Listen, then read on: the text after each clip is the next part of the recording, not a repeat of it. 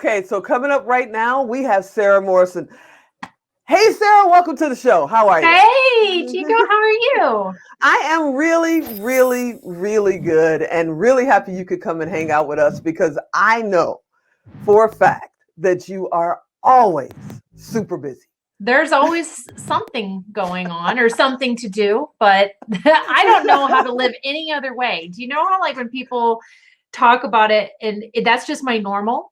So I don't know what else other people do. You know, you have on your website, it says you are an entrepreneur builder. You know how bold of a statement that is? What does that mean that you're an entrepreneur builder? Do you know, I love the entrepreneurial world, and I was watching your conversation with Anne just a minute ago, and where she said like the dreamers need the doers and that kind of thing. And as I understand the entrepreneurial world, I love it. I've lived it. And now I really, really love to help other people build their businesses and their entrepreneurial dreams. And I know that I have a strength in that area. And so when I say, to build other entrepreneurs up, they're looking for a little bit, maybe advice of what to do this way or how to set up. And I've got just enough little bits here and there that have added up to success. So, that's what we do around here. That's what we do around here. Let's go back a second because I definitely want to talk about family because you Sure. are a mom of six. Six, yes. You know, my grandson runs around here. We have three grandsons, but the youngest, he's not even two yet, and he runs this house. So I cannot imagine being a mom of six. So I definitely want to talk about that. But before we get there, I want to talk about the fact that you are not only working with like startup entrepreneurs and people that are trying to find their way down the path, but you're working with like superstar entrepreneurs that have egos the size of Texas, and you've got to get them to see the opportunity, correct? Yeah. We have all kinds. How do you get them focused? How do you get someone like me? Because you're literally one of my coaches. So how do you get someone like me who is all over the place? I mean, I've got 15 ideas running in my head right now, But just which sitting one? still. But which one is going to move you closest to your goal? See, Like, I mean, that's why we listen to her. That's the bottom line. So if our goal is to, increase viewership or increase leads because we're getting ready to launch something, then absolutely, hey, let's do this. But if you're like, I just want to do it, okay, then we're going to have a conversation about that, because there's a time and a place for that and a time and a place to try new things. But if it's your goal to hit a certain revenue or to hit a certain list size or to hit, to launch a new product, there are verified ways that are going to get you there. And we all love to see whatever other people are doing. And we do have the shiny object syndrome and like, oh, look at what they've done over there. And I'm like, no.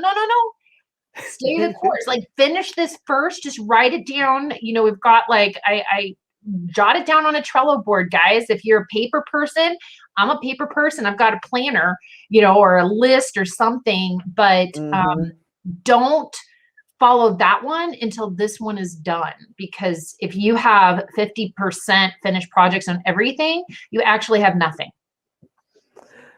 But how do you know which one is going to get you closer to the goal? Because all of the shiny objects are attracting me and others because we think that'll work better. Oh, wait, this will work better. How do you know when you need to just stay here, keep moving on the course you're on, and worry about that stuff later? How do you know? That is such a great question. And I think that as entrepreneurs, at the end of the day, your market votes. Right? So if you are, let's use the example of, we want to sell a product. And I live in the space of sales funnels and ClickFunnels. And so there are definite proven models. These have worked for entrepreneurs. They have worked for our company. Go this route first. Okay. And then if the market doesn't like it, or you have this funnel up and running, the market will vote with their wallets. then we can start to tweak. We can test headlines, we can test elements, we can test if, certain things, but it's scientific to some extent, because you still have to have this baseline. So there's always going to be a fun new thing to try, and that's awesome. But at the end of the day, there is a reason these things work. Do those first, then start layering in the tests and the fun things and see if those also produce results. Now, you mentioned ClickFunnels, so I was waiting for that. We're going there. There's a little trophy behind you. It's not a Grammy. You didn't win it for singing. No. There's a little thing called 2 comma behind you. Can you explain what that is? Because yours is a little different. Not only what that means, but you got it for like literally leading the pack. So can you tell me what that is back there? Sure. We have an award inside the ClickFunnels community called a 2 comma award. And that is for any business that processes $1 million or more in revenue through a sales funnels using ClickFunnels. And so my award is specifically for helping the ClickFunnels company generate that revenue through the 2CCX coaching program that I oversee. And as you mentioned, as part of that, our goal inside the 2CCX program is to get our members to the 2 comma award. And so I work with our coaches to make sure that our membership is moving towards that goal. Yeah, you guys heard her right. She said 2 comma. And in case you haven't figured it out, $1 million has what? 2 comma. Yeah. 2 commas. So rate $1 million or 2 commas from a single funnel in a single year. And no, she's not the only one on the planet that has those. There are literally almost 1,000 people out there that has those. Yeah, I have lost track at this point. I keep track of my members, but and really also keeping track of who's really close and how. And as you mentioned, with the what to follow, like those are the times where you could tweak and test and play a little bit. Like, let's see what else is gonna push you over the edge. So anyway, yeah, that's what I do. I love what I do, and I love serving the community that I serve. And it's really interesting because I think in the entrepreneurial space, sometimes if you're not an entrepreneur, you can, like, boo, you get looked down a little bit, like this is the lifestyle to, go to. And I have no doubt that I could do it on my own, but it brings me great pleasure and just such a sense of fulfillment to help others fulfill that dream. I saw where you said that the phrase "you are enough," and a lot of people, especially entrepreneurs, have a problem where, and I've done it too, where we hold ourselves back because we feel like I'm not ready. It's not perfect. It's not great. It's not whatever. How do you know when you're enough? How do you teach your clients? I'm one of your students. How do you teach us that we are enough? I think that imposter syndrome hits everybody. It does not matter how much money has gone through your bank account. Okay.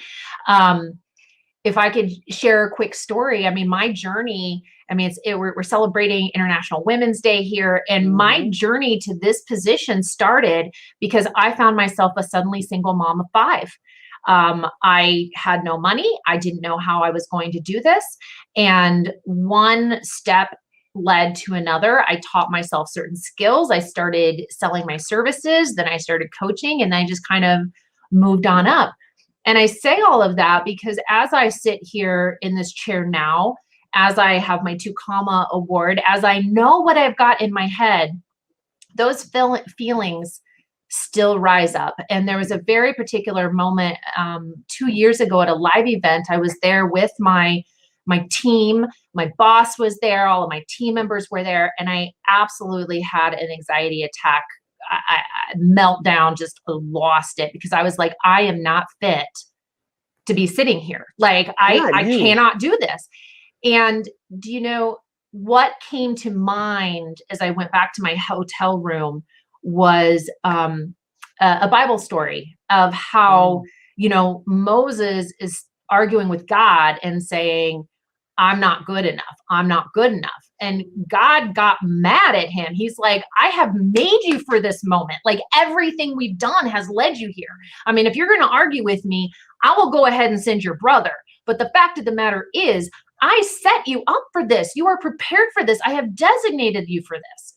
And Wow. that just really resonated with me because I still have my own demons. I still don't think that I am the most qualified person to sit here and to coach millionaires and soon to be millionaires every day.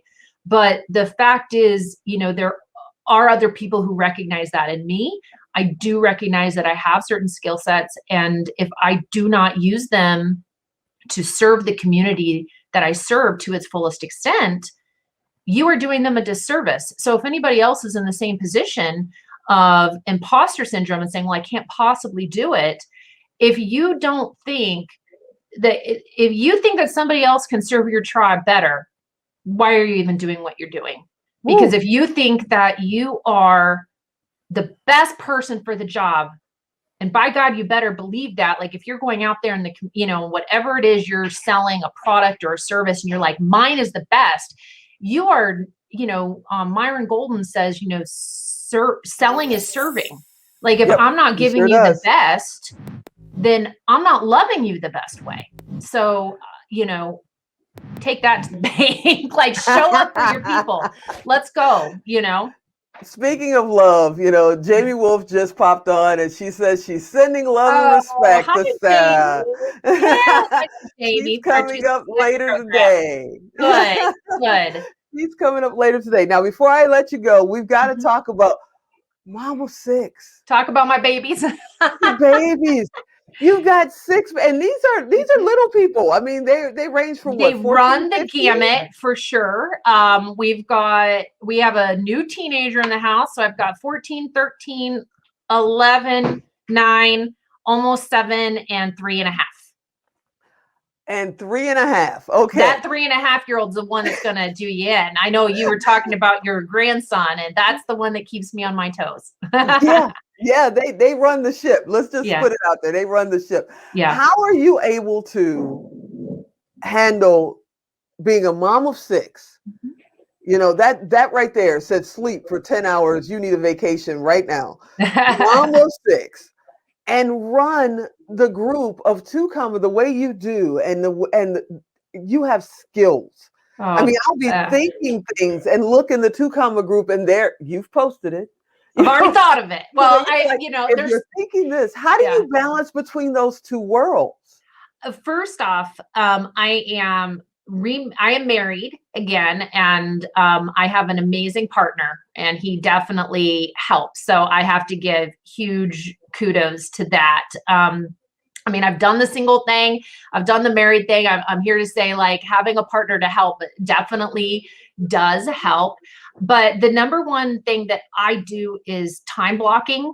And like when I'm in, I'm all in. And I'm making a commitment to my family specifically this year. It's one of my goals for 2021 is stepping away from my desk. I think that, what everybody experienced this last year when we went home to work, regardless if you're an employee or an entrepreneur and you're working from home, your home is your life, is your family, is your kids, is your computer, is, like I make a specific boundary and say, I am done and I'm stopping now and I'm going to go be with the people that matter to me. And I time block my day. So I have some hours in the morning that are for me.